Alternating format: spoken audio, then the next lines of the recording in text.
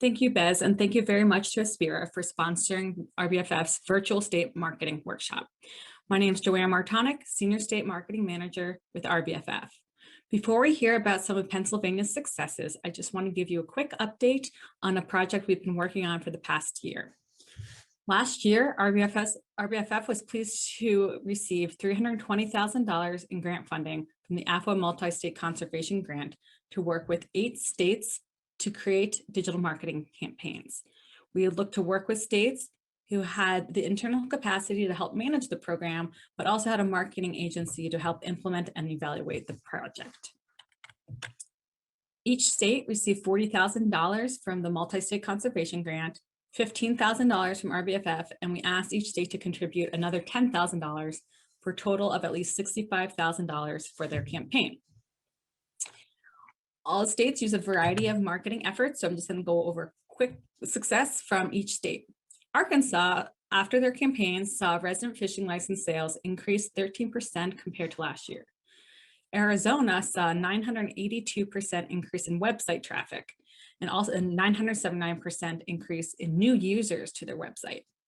Kansas focused on search engine marketing and saw $98,000 in revenue. Unfortunately, Michigan had to delay their campaign due to some concerns around COVID, but they are going to be implementing it this spring and are in their planning process. Massachusetts utilized Google and social media ads and saw $1.2 million in direct license sales. You'll hear more from Pennsylvania in just a minute. Tennessee earned $260,000 when they utilized geofencing ads in Facebook. And finally, Texas earned over $146,000 when they compared their license sales to a control group. We will be putting all this information into a toolkit. Each state will have a case study around their campaign. We are also going to include information on the steps the states took to create their campaign and advice that they have for other state agencies. We are also going to give you all the access to their creative assets. So if you want to utilize any of the imagery or messaging they use to resonate with your anglers and boaters, those will be available for download as well. So please stay tuned in the next month or two to hear information on the toolkits. So finally, without any further ado, I'd like to turn it over to Amber Nabors, Director of Outreach, Education, and Marketing with the Pennsylvania Fish and Boat Commission. Thanks. Welcome, everyone. My name is Amber Nabors, and I'm the Director of the Bureau of Outreach, Education, and Marketing at the Pennsylvania Fish and Boat Commission. It's my pleasure today to speak with you about how we were able to utilize our digital marketing tactics to increase license sales in 2020. Let's get started. Our 2020 marketing goal starts with a really easy one: more robust campaigns. For us, that means that we wanted to be able to collect the data that would ensure that we knew if our campaigns truly yielded license sales or whether they didn't. In the past, we've only been able to focus on awareness campaigns because we could only measure our success by the number of impressions and clicks per campaign. So we wanted to change that in 2020. That rolls us into our second bullet, which is use analytics to optimize our results. So not only do we want to ensure that we could truly prove that our marketing campaigns yielded license sales, but we also wanted to be able to adapt on the fly. So for example, if the ROI for one particular tactic wasn't doing as well as for another tactic, we wanted to be able to look at those analytics, optimize our results, and move our money to a more successful return on investment. Our third goal was to develop and implement customer tracking through the Outdoor Shop, which is our former licensing website. This one we had a few snafus with. We were primarily able to accomplish our goal, but I'll speak with you in future slides about just where things got a little sticky on that one. I will mention our new licensing website, huntfish.pa.gov, did launch in January, and we're hoping to be able to use that website to springboard into even more successful marketing campaigns in 2021. Our fourth goal is to have a positive influence on outdoor shop sales, especially during the slower summer months. For us here in PA, the primary percentage of our licenses are sold during March and April because that coincides with our trout season. So we're really hoping to influence the license sales during the slower summer months, which is really anytime after June for us. So there's a graph later on that will address that goal. Here's a calendar that shows all of our 2020 digital marketing campaigns. You'll see the ones in the blue bars, the fishing license renewal, paddle sports, and holiday campaigns. Those are ones that were specifically funded just through Fish and Boat Commission money. The Trout Season and the Family Fund, those in the blue bars, were funded specifically through the digital marketing grant. Those two are going to be the ones that I'll speak about primarily during today's presentation, but I'll also throw in a bonus from the blue campaigns as a lessons learned towards the end of the presentation. I would be remiss if I didn't mention Gavin Advertising. They are a boutique style advertising agency that is located in York, Pennsylvania, and we've worked with them for a number of years. We're truly impressed with their work, and I would encourage you to work with them if you ever have the opportunity. Moving on to the different types of digital marketing that we employed this year. So we did search ads, display ads, and social media ads. So search ads are those Google search ads where the ads pop up in the queue, and we'll go over that in future slides. Display ads are those ones that may be a bit creepy, if you're searching online for whether, maybe you're looking for a new pair of jeans. And once you find those jeans now, they show up in all of these ad boxes on all of the other websites that you visit after that. Social media ads, of course, we place those on Facebook and Instagram. All of our digital marketing ads were targeted both geographically and demographically, and were designed to produce measurable results. The elements used on the right-hand side of the screen, each one of them had a visual element with the exception of the search ad, of course, a brief call to action, which was usually buy a license, a link to the outdoor shop, which was our former licensing website, and of course the embedded tracking code so that we could know who was buying what and who came from which source. So now is where we get to talk about where things got a little sticky for us in tracking. So of course, as designed, that's what you'll see on the left-hand side of the screen. That's how we designed our customer tracking to work. And of course, that's how we hoped that it would work. In actuality, how things happened is on the right-hand side of the screen in the actual column. So I'll walk you through this a little bit. Essentially, what we were able to do is while we could track a customer from clicking an ad to their final purchase, and we do know based on the coding that they purchased at least one license, what we weren't able to track is exactly what they purchased in each transaction. So for example, a buyer in Pennsylvania may purchase an annual fishing license, a trout permit, and an Erie permit all at the same time, but we weren't able to track exactly what was in their cart at the time of purchase. So what we had to do was determine a mean transaction value. And you'll see that in future slides, there'll be a little star up at the top next to that term, and I'll point it out when it comes up. But just to let you know now, we did have to rely on a mean transaction value in order to come up with our estimated revenue. Since we weren't able to determine exactly what each person purchased, but we were able to take the date range of all of our campaigns and put that with all of the data that we had from the outdoor shop sales during those dates and come up with a mean transaction value that would enable us to know about how much was in each person's, which was in each customer's cart at the end of each transaction. So while we weren't able to get exactly where we wanted to go with the data on this one, we were able to get pretty close, and we do feel very comfortable with the data that we were able to use through that mean transaction value, which has enabled us to estimate our revenue. Google search ads, we've all seen them, and I'm sure many of us have participated in them. So we did use these from March to August of 2020 during these campaigns. Gavin helped us come up with 12,000 words and word combinations that would ensure that PA state fishing license ad that you see there on your screen would show up, first or second, hopefully, in any of your queues. Now to the fun part. So here is some of our trout season campaign imagery. You'll see on the right, we primarily focused on a social distancing ad to remind folks that fishing was still open in PA, it never closed, but that of course, angling is a sport that is primarily focused on being by yourself and social distancing. So we really wanted to drive that home for people and depict that through our campaigns. The campaigns on the left side of the screen, those that do say trout season and maintain social distance, those are ones that, although we normally promote trout season every year, we were able to adapt on the fly and include some of the COVID-19 messaging for this year. So I will mention that with having an online digital campaign, one of the real benefits is that you can adapt in real time. So, none of us were probably expecting the pandemic this year. I know I certainly wasn't. So we had trout season messaging planned far before we knew that we would be where we are today.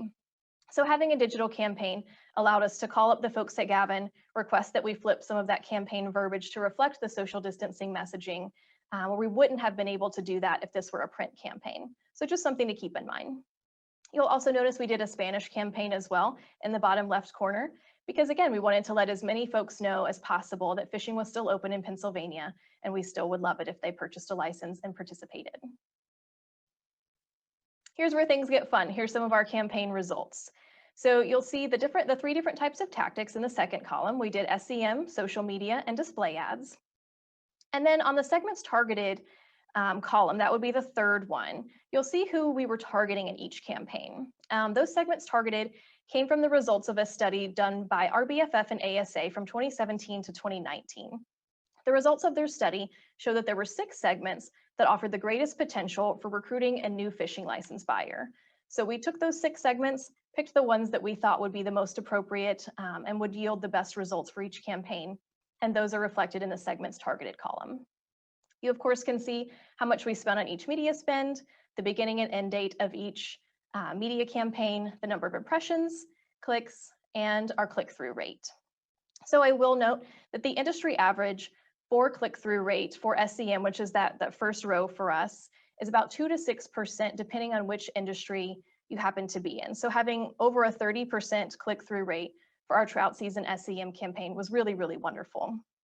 To have a comparison, the display ads industry average is about 0.46% for the click-through rate. So you'll see ours is at 0.42%, not too far off, but just wanted to throw those numbers out for comparison. This next slide is conversion to purchase. So this is the really fun one. So you can see, of course, the number of transactions per campaign and per tactic, as well as the conversion rate, cost per conversion, mean transaction value. Again, that's where you see that little star because we weren't able to show exactly how much was spent per transaction. So we did go with the mean transaction value there. Estimated revenue, net revenue, and of course, our return on investment. So my favorite part about this campaign is that for every $1 we spent on the campaign, we received $156.31 back in return on investment for the SEM tactic, which for us was really unheard of. We haven't ever seen those grade of numbers, so that was really wonderful for us.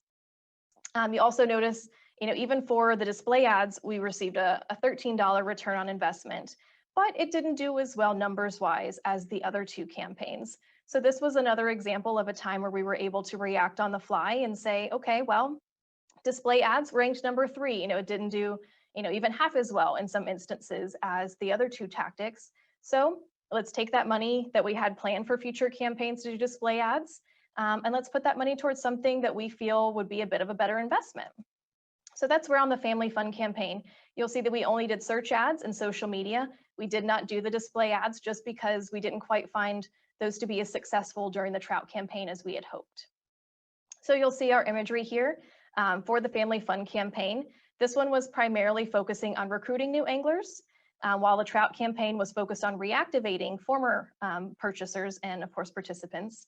But you'll see in the imagery, we did try to include things that really hit that family aspect. And we were also happy to be able to do what we would call maybe double duty on the ad on the right, where it says get in gear online. We, of course, had our social distancing messaging, but also depicting that you can purchase your Pennsylvania fishing license on a mobile device now.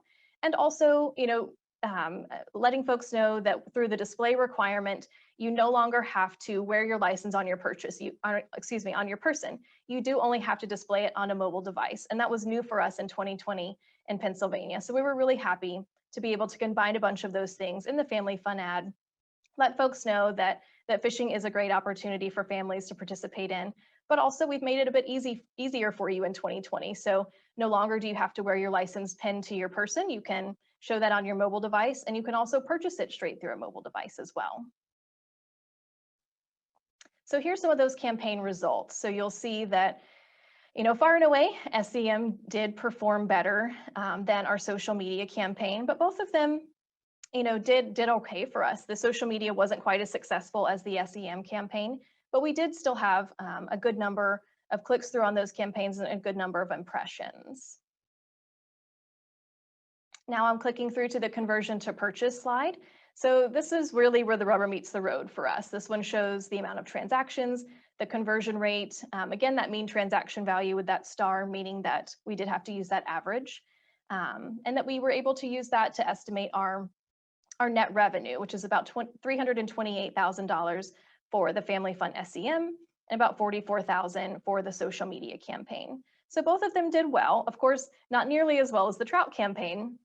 As a comparison, I believe the trout campaign yielded about $156 in return on investment, while the return on investment for the SEM campaign in the family fund was only $42. But again, that's still great for us, and we were still really happy to see those numbers.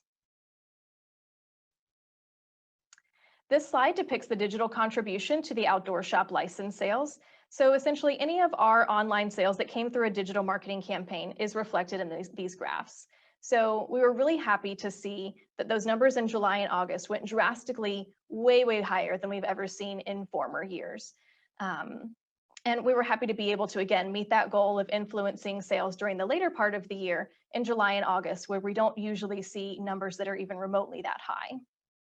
You can see that little dip in June. So we had 23.6% in May, and then 9.2 in June, up to 42.6% in July. So that little dip from May to June, right there in between, is when we were in transition from one campaign to the next. So while we were still spending on a digital marketing campaign, we weren't spending quite as much as we used to. So since that financial contribution did decrease, of course, we did expect to see a decrease there as well. All right, here's the grand totals for the digital marketing grant campaigns. So this really shows, again, the final numbers for those campaigns, with the sum of net revenue overall being $1.9 million in agency funding.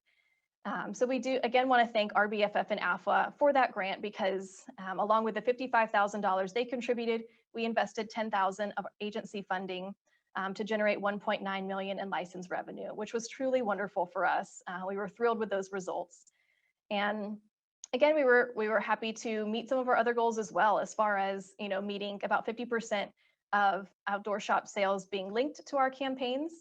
And although we were successful in tracking customers, we were unsuccessful in getting those exact details. We do hope to improve upon that in our 2021 campaign, so stay tuned for information on that.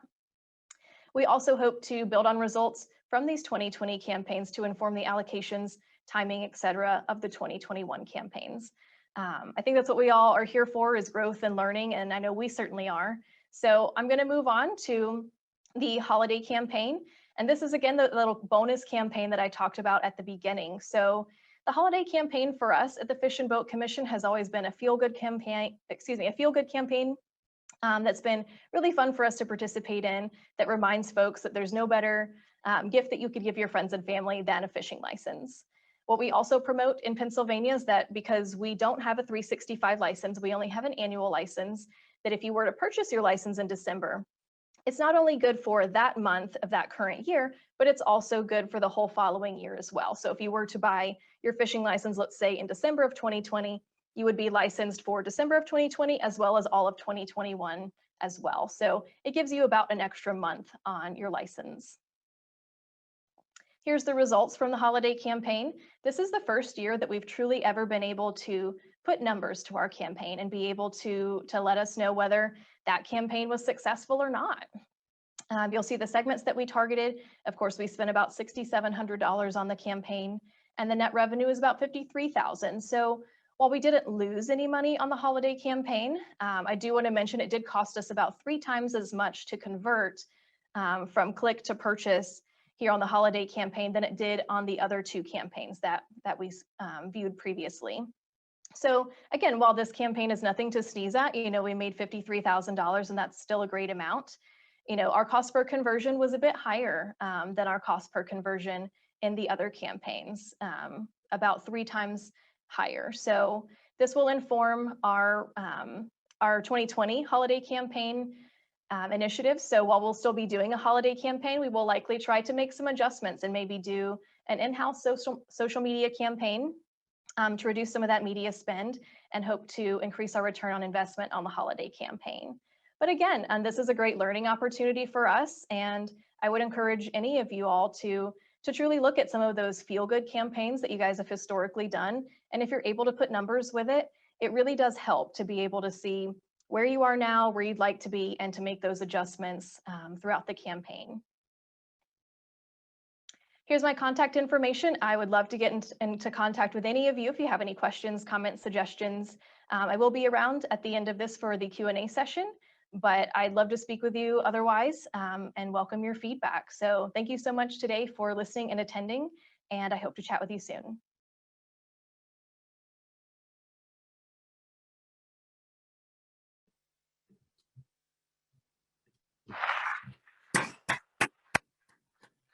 What a fantastic, that was really interesting. Wow, just an incredible results too, like absolutely spectacular. Thank you for the time. And again, thanks to AFWA for putting all that together. Wow, that is remarkable. I think we have Amber is with us. There she is. Hey, Amber, how's it going? Hi, going well. A couple of quick questions. Eddie in Pennsylvania asked, what about your privacy policy that you have as part of the organization? And is there any issues around privacy policy and then doing that kind of tracking and analytics of participants, et cetera? So we didn't have any issues through our marketing campaigns and the privacy policy. We really had more technical issues with being able to crunch the data on the website side than we had with privacy policy issues. Did you have to change your analytics vendor or your analytics setup at all on the website in order to accomplish some of the things that you were able to do here? We did have to put in some patches midway. And so on that slide that kind of showed you where we hit a couple of snags, that's where we weren't able to get 100% where we were hoping to go. We do have a new licensing site, and of course it's been newly redesigned. So we're hoping that in 2021, we won't quite have the snags that we had this year. When you're thinking about making these campaigns better, remind me again what the duration was of, not the holiday campaign, but the license campaign. What was the license, I believe, was March through early June, perhaps. Okay. I don't have it right. So a bit of time. So, many weeks. When you're thinking about optimizing a campaign like that, and congratulations on the results, extraordinary. Are you thinking, if it's not working, obviously it did work, but you're trying to make it work better. Are you thinking, hey, let's change the creative, or change the targeting, or change the ad type, or change the venue, so more SEM, less social, et cetera? So when you're sort of doing that three-dimensional chess in your head of optimizing, what are you thinking about? What dials do you want to fiddle with? Yeah, so we've been looking a lot towards this next year and looking at different tactics. So we knew display ads didn't do, as well for us as the SEM and the other types of tactics that we did. So we probably won't lean more towards display ads. We'll hit more heavy on the SEM. And with social, we saw even on the holiday campaign, there's some of that stuff where we could dial back and do some of that in-house and use our marketing firm to really, put the biggest oomph behind our money on the SEM campaigns.